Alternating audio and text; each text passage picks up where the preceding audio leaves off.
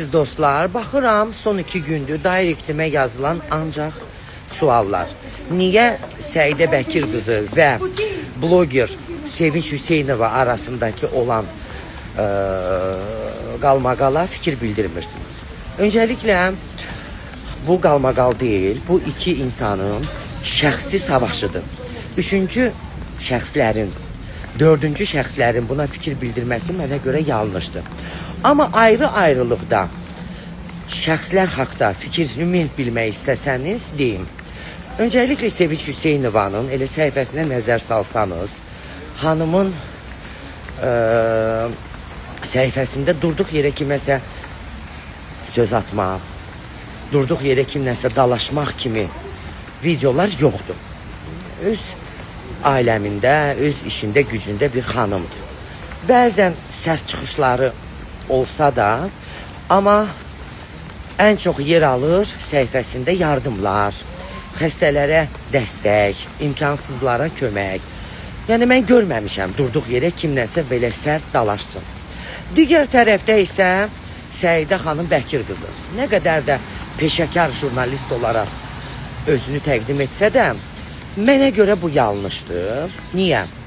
Çünki peşəkar bir jurnalistin çağırdığı, dəvət etdiyi qonaq onunla həmfikir olmayanda orada ironik, belə qərəzli gülüşlər olmamalıdır. Elə məsələn bu yaxınlarda dəvət etdiyi qonaq müğənni Səidə Sultanın tərəfini tutdu, haqlı çıxartdı. Amma orada Səidə xanımın o qıcıq verici gülüşü, hamı da sizinlə razı olmamalıdır canım Səidə xanım.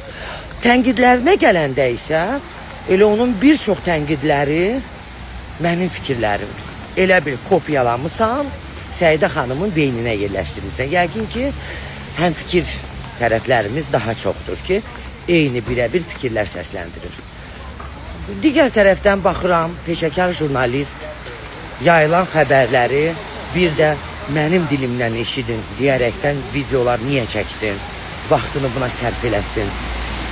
Bu tərəfini mən heç anlamıram. Sadəcə boş vaxt itkisidir. Yəqin ki, səhifəsinin aktiv qalmasına görədir bu. Amma hər ikisi də Azərbaycan xanımıdır. İndi kim haqlıdır, kim haqsızdır deməyəcəm. Yəqin ki, hər ikisinin də özünə görə haqlı tərəfləri var.